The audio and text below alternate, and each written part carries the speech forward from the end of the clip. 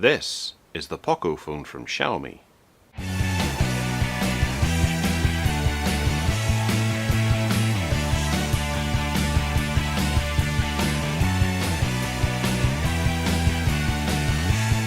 Hi there, so this is the Pocophone F1 by Xiaomi. They don't feel the need to put the F1 on the front, but they put it on the side. And this side too, although it's upside down. So this is a phone by Xiaomi. It seems to be more kind of targeted that it's Pocophone instead of a Xiaomi Pocophone, leaving the Xiaomi brand. So it has a Qualcomm Snapdragon 845 inside of it, a liquid cooling system, an AI dual camera, dual pixel autofocus 20 megapixel front camera with IR face unlock, and a 4000 milliamp hour battery. Big battery, big processor, liquid cooling, and what promises to be a decent camera. Down here we can see we've got the 6GB version with 128GB of ROM inside, which is quite nice, but there is an 8GB of RAM version as well. Retails for about £260, which is a decent amount. I think you probably, having a quick scoot around the net, I think you might have a bit of a problem trying to find the 8GB version. It seems to be outside of the UK. 6GB is all we need here in the UK apparently. So it's housed inside a rather attractive yellow box, which is rather striking. And on the top here we have, seems to be a bit of a tradition, Xiaomi like to put stuff inside a squeaky container, and we have a rather nice dark grey or transparent black coverant and a user guide, and we have the device there ready for action, and we have a European power adapter plus a USB Type-C power cable. And there's a SIM card ejector tool at the bottom there for convenience. No headphones, but I guess or manufacturers are putting in phone covers, or at least Xiaomi is, in place of it.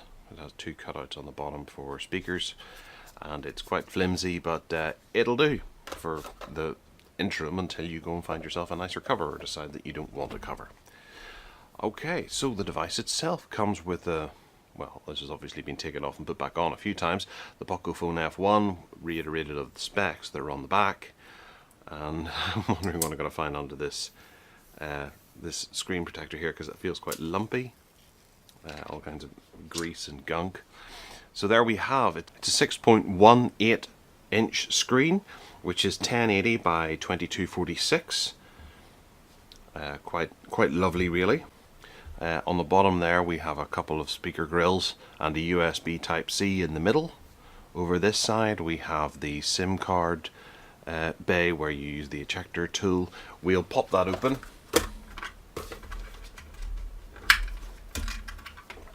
Just to confirm that there is in fact an SD card section for you to put a expandable memory in there. Quite nice. Not dual SIM. On the top we have a hole for the microphone and 3.5mm headphone jack. Then around this side, volume rocker and a power button. And on the back it's plastic with a fingerprint sensor here and the dual camera array plus a dual LED flash. So yes, it's got some good innards inside it, a fairly cheap exterior. The back here, considering some of the other phones that are available on the market around this price tag, does feel a little bit cheaper, or it could have been glass or something like that, but it actually feels like the kind of cover on the back that you can rip off and replace the battery inside. Remember those days? And it says Pocophone there in nice kind of mirrored text as well, which is that actually I do like that. That's a nice addition. It always makes this rather bland back cover worth it. Okay, so if we turn it on, I'll give the screen a wee wipe once it comes on. You can see up the top there we have a cut-in that has the camera, 20 megapixel camera there, and then a sensor and an earpiece. And then down the bottom here there's a very narrow black band. Well, it's not very narrow, but it's blackish. And we've got Pocophone on the front. And things are bright and beautiful. Right. So we've got 1% of charge remaining, and whoever had this last has left themselves logged in. So let's go and have a look and see what they've been doing. I'm going to plug her in just quickly.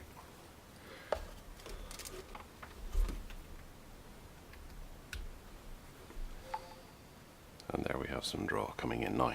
Okay, so we don't get to run through the setup, which is a bit of a shame. However, the screen is very nice. It's actually getting harder and harder to get a screen now that just doesn't look good. It is obviously the one thing that sells a device. If you walk into a phone shop and see a fancy screen sitting there beside a bit of a drab screen, you're going to walk past the drab screen regardless of what else features there might be included in that drab screened phone, to go for the fancy screen. But it does, it looks well, the background works for it. Initially, straight up, whilst boring in its candy bar look, it still is a decent looking phone for you to pick up from the shelf. Down there you can see there's a little light for the charge. That's kind of nice. Turning that off, it stays on. Some people may have problems with that, disturbing their sleep if they were to charge it during the night. And we have at the bottom there a count of how many percent we have. We're up to 2 now, plus we have a camera shortcut on the screen. Double tapping the power button doesn't take us straight to the camera. That must need to be configured if you want to do that. We have browser, file manager, gallery, video, weather app, the Google apps suite, if you like, with some apps in it. The settings, in which we have the typical MIUI interface, and if we go to our About phone, we can see that this is the octa-core max 2.8 gigahertz, 6 gigabytes of RAM, 128 gigabytes, of which 117 gigabytes are available. That almost sounds good, but then you realize that you're losing almost 10 gigs to the software that's on board there. We're running Android 8.1.0 with the August security patch. Security is a pretty handy little tool that allows you to clean up and optimize your phone, make sure everything is running quite nicely, isn't ad ridden as so many of the ones that do this from the Play Store tend to be.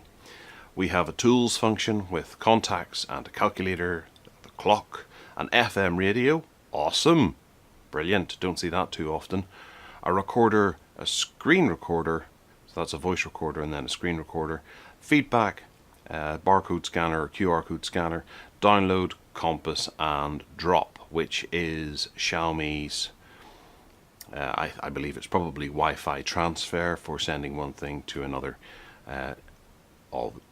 if you're friends with someone who has a Mi device. Then we have the Play Store, a calendar, notes, the cleaner application, which should be pretty much the same as security, but maybe a wee bit more to the point of cleaning. And it's looking to remove a bunch of stuff. More apps, we have Facebook, which is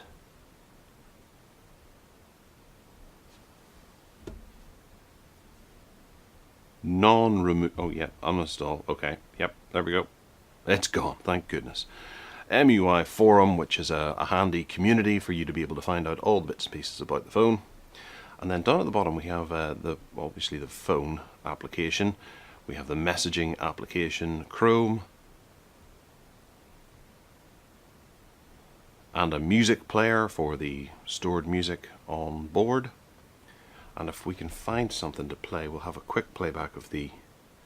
Nope, there's nothing there. We'll have to go to YouTube. We'll have a quick playback. This is the Xiaomi Mi 8. This is the Xiaomi Mi 8.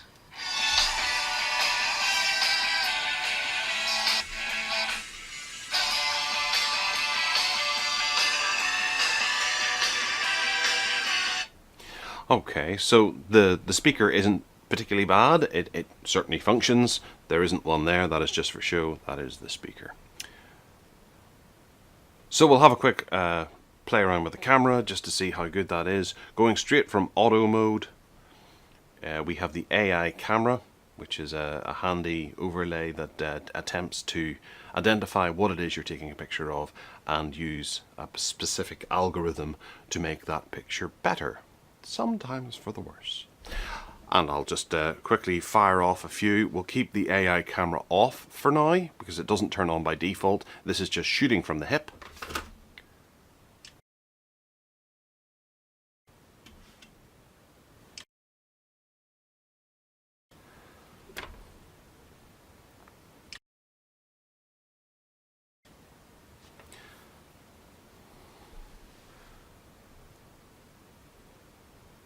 And we have a little ident down at the bottom there to say that we took this on the Pocophone, and straight up, decent results. All of the keys are well formed. There's no particular blurriness around them at all. It's picked up small fragments of dust that are not exactly visible to the eye, but yes, it's there. And the color representation between the black and the white is pretty good. It's having this wire in. It's pulling the phone over just a little. There's blacks, inky blacks, pretty good black representations, because we go from 3 different types of black. We've got the grey black of the screen, the black of the bezel of the Galaxy Tab, and then the black that is cast by shadows from surrounding furniture. So they're clearly visible, and there's a good bleed between them. Going to the books, we can quit. The Force 10 from Navarone does look a little bit blurred there, whereas David Niven is quite clear. The colorant of Tony Hawk's Epic is pretty good, although it does seem to be a little bit smeared up here and over there where Baldur's Gate PC CD-ROM is quite blurred. That's a bit of a shame. Making out fine details down in the Bad Blood area there where you get the PC information of the 5¼ inch disc. You can't really make too much out there, so it probably would have been difficult for any camera to pick that up really, but going along the bottoms, the smaller text is still quite readable, if a little blurry. And then the Aston Martin, you can make out quite a lot of dust and dirt and things like that, scrapes and scratches, showing off its age. Then off the hip shot of Ash is not good. It's particularly blurry here. The face has a little bit of detail to it. The color isn't bad, but there is just a notable amount of blur around the arm, and well, actually all of it. It's just blurry. Perhaps it wasn't quite ready, and the lighting conditions here are almost ideal because there is light pointed directly at the statue, but it's not saturated in light, so it doesn't have that much to do. So perhaps that was just because it was the first one. Maybe the focus has been more on the background or something with the corner there. No, it's still a wee bit blurry as well, but unfortunately it hasn't done a particularly good shot with that. But then no camera is flawless, and it gets 100% good shots all the time. So not bad, pretty good considering the money. That's a decent result for the camera there. And over here we have the MIUI shortcut center that has a bunch of interesting things that gradually populate the more you use the phone, where you can jump onto apps and apps and websites and things that you tend to use quite frequently to save some time. And there's a note-taking app there as well, calendar event, and you can customize what widgets there are there. It's a very decent Google Now, Google on Tap type replacement. And then we have an app drawer as well, which has most of the things that are dotted across the home screen, with no real notable exceptions. Everything just appears to be there. So it is more down to the hardware affair, and that's where the Pocophone needs to be discussed, because whilst it's a fine phone, it does have a few problems that we can't ignore. So logging into Google Play to go and get something, Google Pay is downloadable. However, this doesn't have NFC built into it, which is a bit of a problem for anyone looking to use this to pay directly. Now, there is ways around that. Obviously, you can go and buy yourself a smartwatch that has NFC built into it and use that instead, but leaving it out of the actual phone is a bit of a pain. It's just a handy thing to have, especially when you've got like a Bluetooth speaker or something you want to quickly pair with the phone. You can't do that. You have to sit through the old-fashioned method of pairing and accepting and all that kind of anguish. And I'm going to have to update all of these before I can install Google Pay to see exactly what happens, because I'm quite intrigued as to the fact that it's allowing me to install Google Pay, as once it's on, there's very little you can do with it. And whilst I can't say that there's going to be a large portion of the market that'll turn around and go, I don't want that if it doesn't have NFC, there still is a portion of the market that is going to say, I don't want that, it doesn't have NFC. I'd say that, you know, removing the headphone jack is a lot more controversial than removing NFC, but it's still something you want to have. And I'm glad there is the remedy that smartwatches exist that you can use NFC that way, just to get around it, if you really want the 4,000 milliamp hour battery and the price tag on this, because the price is pretty good. I'm going to run a quick benchmark on it. And also there is an update that's just popped through from Xiaomi. So I'm going to leave it updating, and then I will benchmark it, and then I'll come back to it and we'll have a look at the results, because I'd like to give it the best opportunity. Rather than having this older ROM on the phone, I'd rather have the latest one so that we can have an accurate benchmark. Okay, so updated successfully, and we should have a little Geekbenchy type thing installed. So we're showing the appropriate specifications, and we'll run the CPU benchmark. Okay, so we're coming back with a fairly decent score, given that 4,000 is about the benchmark really for a multi-core. 2,224 for single core, and then 8,073 for multi-core. Returns some decent enough results. I'll scroll down them so you can have a read at them if this is your kind of thing. Wow. Gosh. Gee whiz. Yep, there you go.